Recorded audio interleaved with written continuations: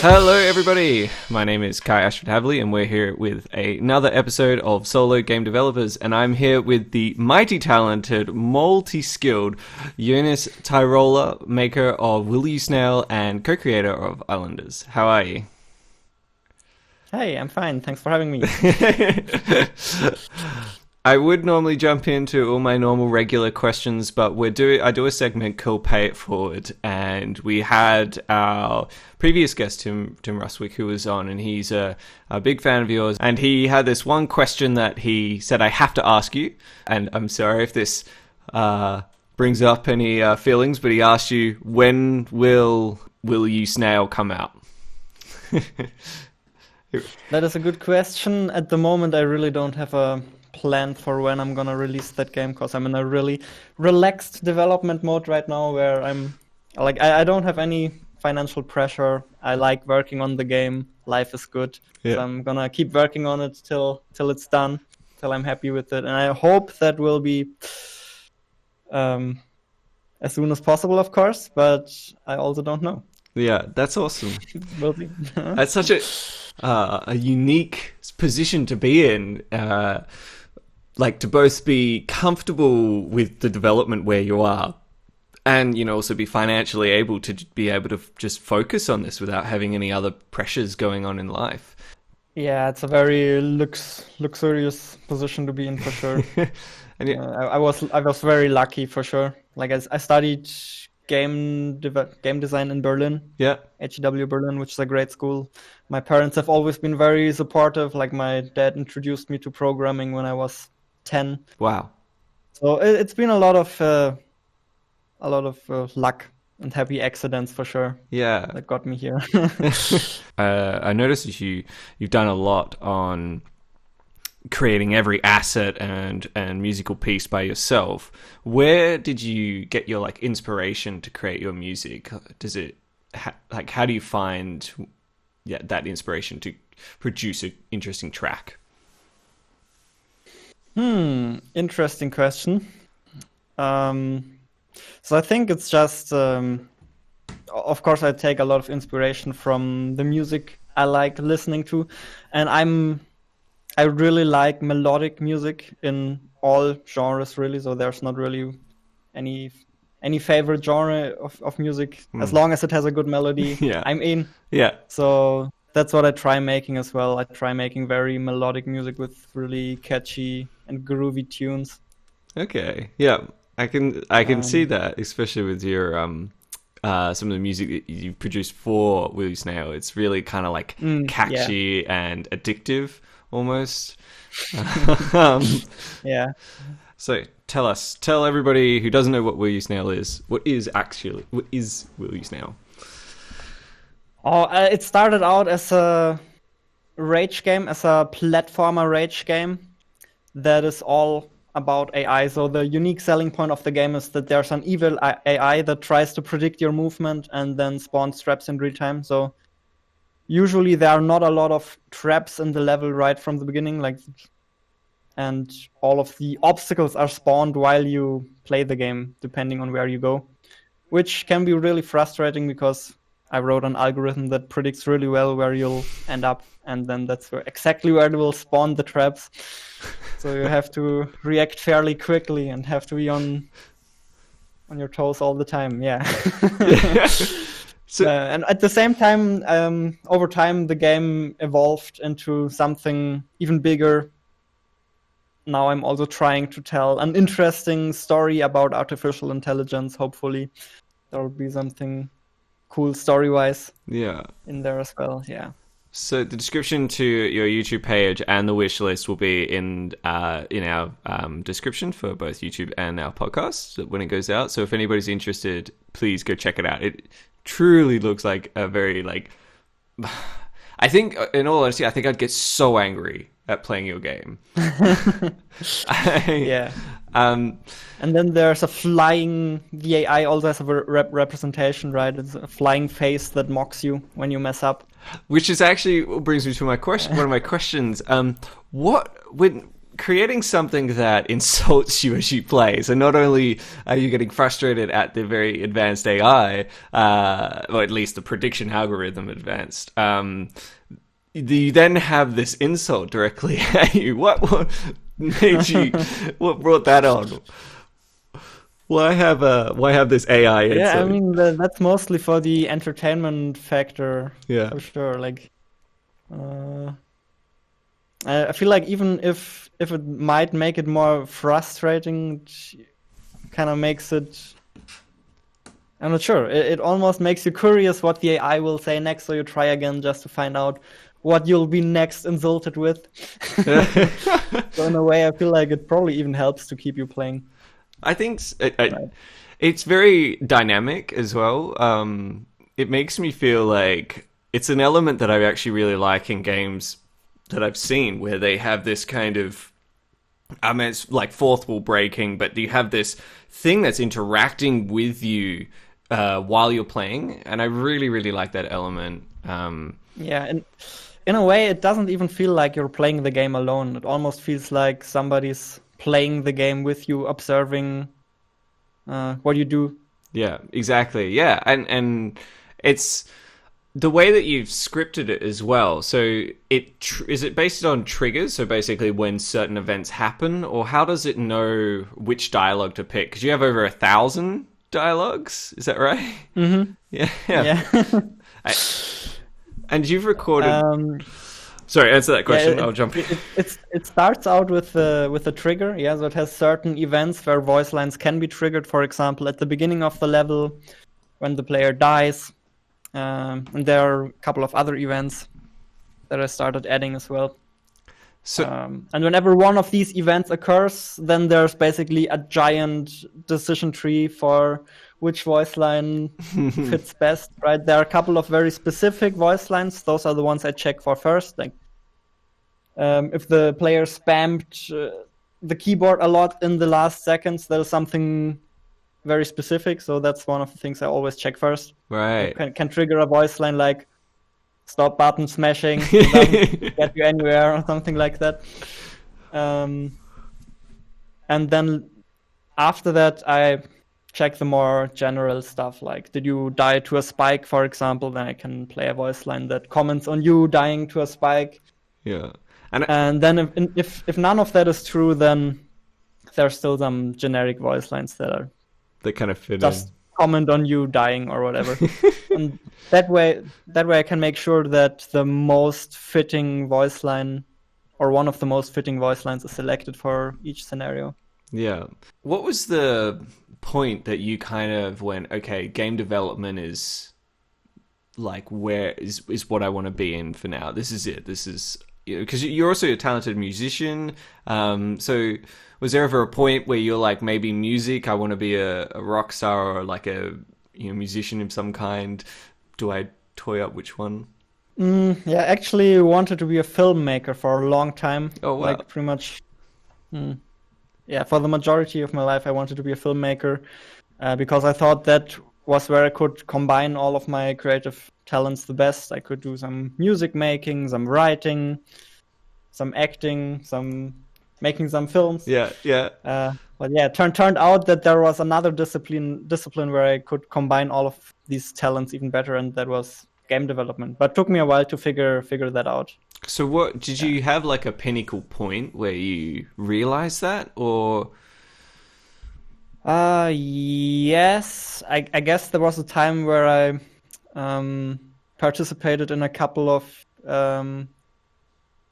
film shoots, and it was a lot of standing around. It was a lot of social interactions, and I'm a little bit of a shy person, or at the least was a shy person back then, and didn't really work for me. Yeah. I guess that was one of the points where I realized maybe I should try game development. And once it clicked, it really made a lot of sense because I've been making games for a long time. It and that you can actually make games as a job. Yeah.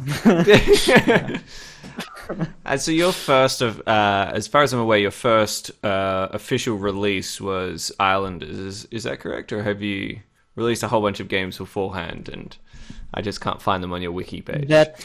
That depends on the definition of releasing. So I've released a couple of mobile games before. For example, I released 3 mobile games before, but they didn't really take off. So I would say Islanders is the first real shot at releasing a commercial game. Yeah. So after Islanders, and you guys split up, at what point did you decide that I'm going to build this game by myself? I started working on Will You Snail before I started working on Islanders, actually. Yeah. Wow. So when would that? What year was that? I mean, I've started this YouTube channel 2.5 years ago, and that was pretty much the point where I decided I'll go full time into indie game development. Yeah. So that was about 2.5 years ago. Yeah. And at that point, it was clear to me I'll either gonna do this alone or in a team. I don't really care, but it's gonna get made. It's gonna happen. Yeah. Let's do this. Yes. Exactly. And then after Islanders, I would have jumped right into the next project with the two if they wanted to. With your YouTube channel, when I was going through it and watching some of your stuff, and I've been following you for a little bit, and I've been watching a lot of some of the stuff that you've done. There's a few times that I noticed that you do game jams, and you do like one of them was like 300 and something games, or what I've learned from 356 games, or you tried to do 10 games in a day, or 10 games a game a minute, or something ridiculous. I made 50 games in a day, and the other video was we made 350 intentionally broken video games or something like that. Yes. That was the game jam we did at the beginning of the year. Yeah. So how do you all of that's nuts. So the 50 games in a day, like what was the biggest lesson that you took out from building 50 games in a day? It more or less confirmed some of the lessons I already knew before. And one of them that prototyping is extremely important.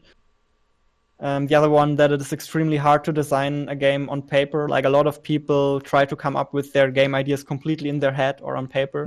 I feel like that's yes, you can do that, but I feel like you can get way, way better results if you design your game in engine using various kinds of iteration. Sure. Just prototype something, create something in engine, create like 10 different variations of the same game, try it out, see what feels best, and just experiment a lot. Sure. Because you cannot do that on paper, you cannot do that in your brain, you'll never get a true feel for how the game will actually feel like. Yeah, I agree. And that confirmed that, and it also showed me that it actually doesn't need to take a lot of time to try something out. You can literally make a prototype and try out a game idea in 10 minutes. So if it's not even that big of a time investment, you should just do it. Just try out your ideas in engine. Yeah, get it in there. So as a developer, what do you find the hardest thing for you to achieve is? That's a good question. Jonas, you're just too good at everything. Yeah. No, there are definitely things that are hard for me as well. I would say time management is probably the hardest thing, because as a solo developer, there are so many things you have to do, you have to take care of. And it's really hard to decide what's worth your time, what you should spend your time on first, what you should do, what you should maybe not do. Yeah, that is the trickiest part for me. This has come up in the last couple of the podcasts that we've done, and a lot of people talk about being a solo game developer. You have to juggle development and marketing and video editing and in your case, music creation and then the asset creation, and you've got all these things that you're like, okay, well, what needs to be done today? And if I don't market it, then no one will play my game. So yeah, okay, and it's a tricky balance to strike for sure. What kept you focused on Will You Snail? Like, what drove you to keep pushing forward through the hard times? Sorry, what? That's- Which hard times are we talking about? Well, I meant sorry, like not like life hard times, but those times that you're sitting there and you go, oh, I don't want to build this game anymore, or you're hit like a really big bug or something that's like Yeah. really like or a new game came out and you're just like, I just want to play this game, or I want to watch this movie, or what kind of made you go, okay, no, I need to settle down and focus into this? Yeah, interesting question. I feel like, yeah, with Will You Snail, I've just been very lucky that I'm actually really excited about the project. So when I have like a lack of motivation and I feel down and I don't really want to work, then usually what works best is just stop and come back the other day, and then I'm ready to go again. So if I just want to play a game or watch a film, then yeah, chances are I'm actually just gonna do that and then Come back to it. come back the day after and keep working on the game. When you're building Will You Snail, I noticed that in some of your videos you have some clips of you writing code. Do you have any method that you use to keep your code clean? Do you use unit testing? Do you do anything that keeps it all nice and tidy, or is it a mess at the moment? I mean, you have to find a good middle ground between making everything super clean and working at a reasonable pace. Yeah, I mean, if you just create the perfect code architecture, you're usually too slow. And if you make your game way too messy, then that actually slows you down as well. So it's really optimized for speed, my programming style. I optimize where I have to in order to save time, and where I can get away with writing messy code, I will absolutely do that. So yeah, whatever is fastest in the long run. Just think, okay, if I write some messy code now, will that actually cost me some time in the future? And if the answer is yes, then I'm making sure to write some clean code. Wow, and did you find that you did the same on Islanders as well, or is it a different environment? Okay, that's cool. Yeah, we did the same thing in Islanders. Islanders was a little different, I guess, because we wrote on the code base together, which automatically makes things more messy. Yep. Yeah, but we just made sure to talk to each other and figure things out, how we want to set up the code architecture. And like it's always important to set a solid foundation, because otherwise we'll just get too crazy. Like if you want to change something later on, you should be able to find the code. Yeah.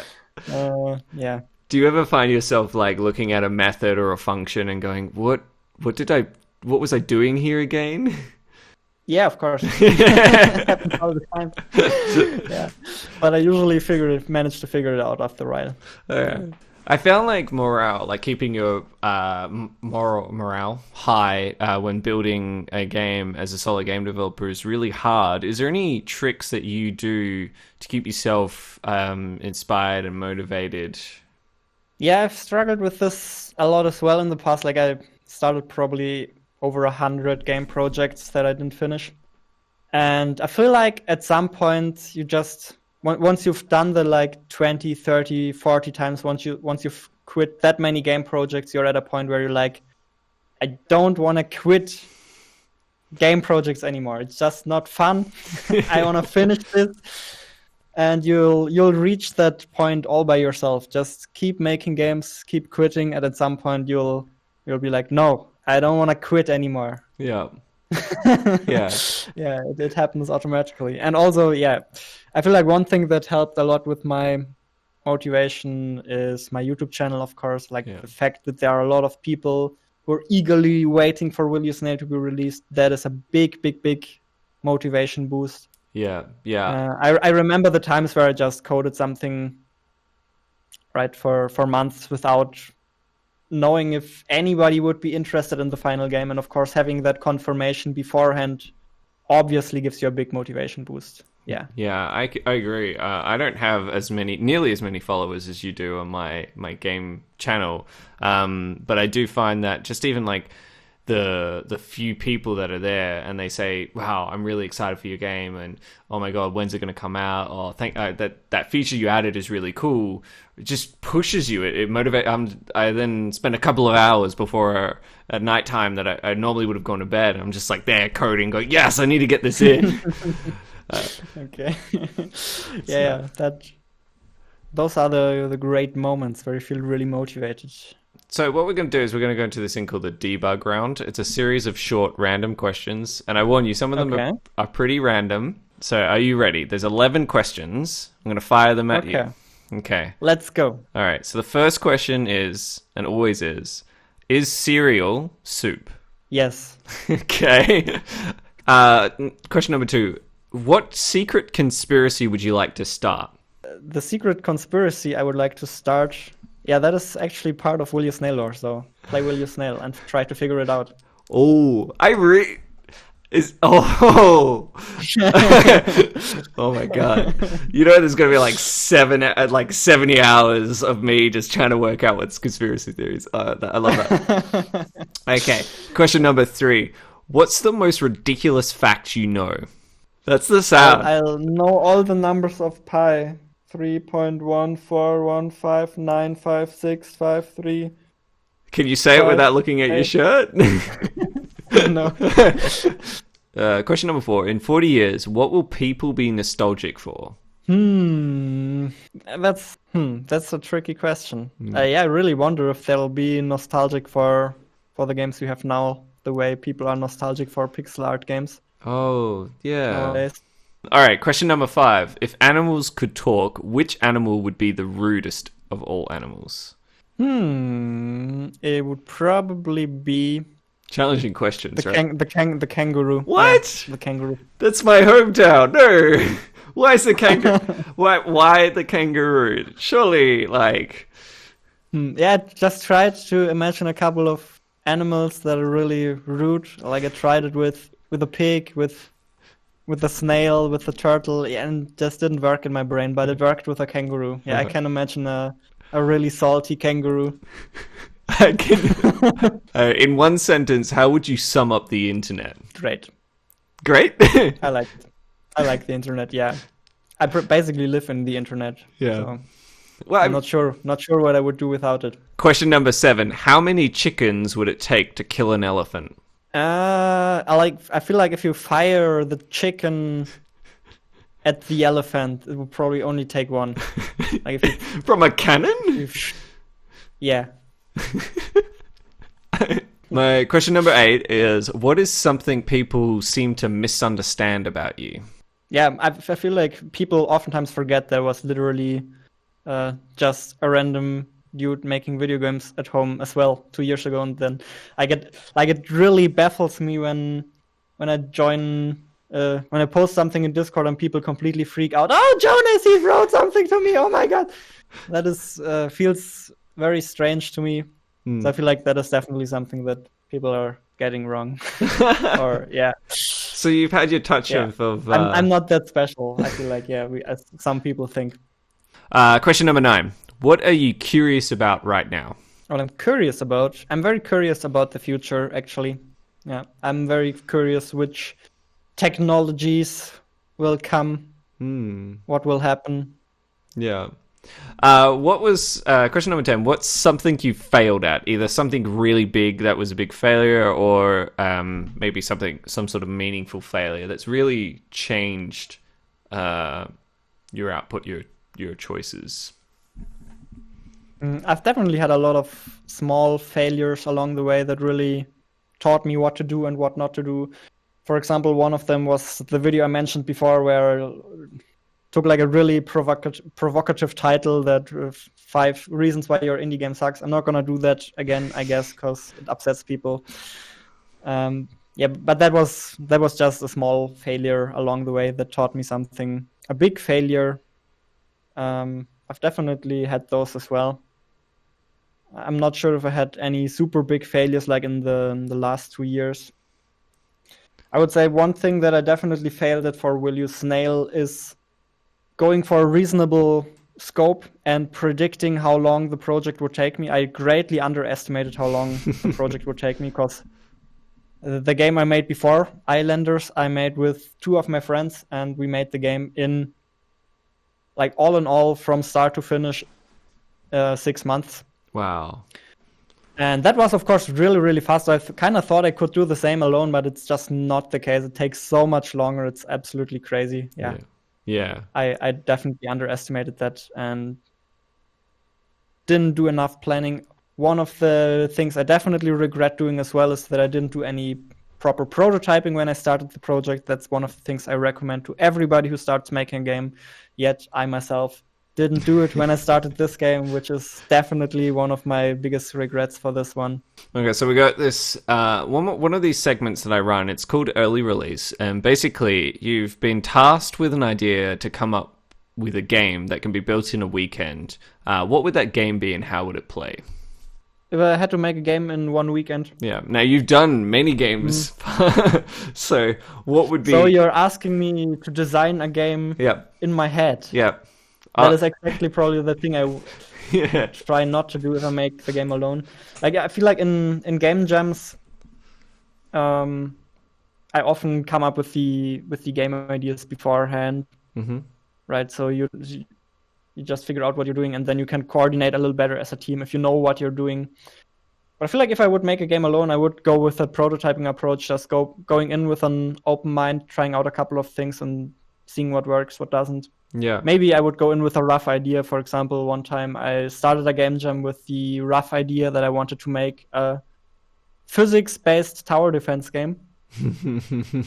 And that actually turned out quite nice. You can play that on itch. It's called Overcharge. That's definitely one of my favorite game jam games. And the enemies are basically just physics objects that are falling down from the top. Yeah, if I had to make a game in 1 weekend, I would experiment. I would start with something like and physics. Then, go from there and play with it. Okay, I love it. And in my last segment's called Pay It Forward. And in this segment, you nominate, preferably someone you know. We tried getting Terry Crews on once before, and he said no. And we'll try, Jack Black and other famous people. But nominate somebody that you want to ask them one question, and we'll try and get them on the show and then ask them that question, just like Tim did with you. Okay.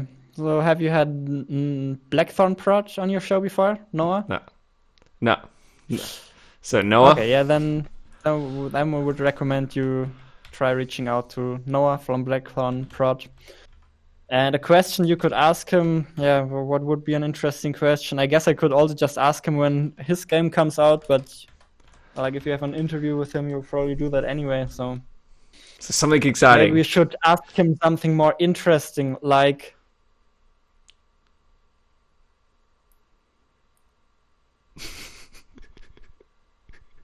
how often do you think you've played your game during development? How many hours? Jonas, thank you. Alrighty. Thank you so much for coming on and answering all my crazy, ridiculous questions. It's been really, really fun, and thanks for having me. Questions were great. I'm glad you liked them. I like crazy questions. That's good. Keep them coming. Yeah, hope you'll have some interesting guests in the future as well. I hope so. And for anyone that's interested out there, please check out Jonas's YouTube channel. It's going to be in our description, including make sure that you wishlist Will You Snail. If there's anyone that wants to get involved more in an active role, is there a community or something that they can join to reach out? And we have a Will You Snail Discord group. Yeah, that would probably be the best place to join if you want to get more involved. Awesome. Yeah. Awesome. I'll check that in the description as well so that everybody can jump in. I'm sorry if you end up with so many more fans coming over and trying to give you hugs, but oh no, that would be horrible. Yeah. But until then, everybody check it out. And this has been Solo Game Developers. Thank you. Cheers. Thank you.